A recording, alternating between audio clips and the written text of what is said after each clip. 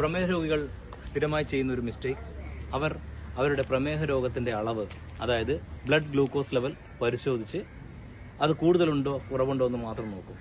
മറ്റുള്ള കോംപ്ലിക്കേഷൻസിനെ കുറിച്ച് യാതൊരു രീതിയിലും ചിന്തിക്കില്ല. നിങ്ങൾ ഇതിലേതാണ്? പൂർണ്ണമായും ഇത് ചിന്തിക്കുന്ന ആളാണോ, അല്ല എങ്കിൽ രക്തത്തിന്റെ അളവിലെ ഷുഗറിനെ മാത്രം നോക്കുന്ന ആളാണോ?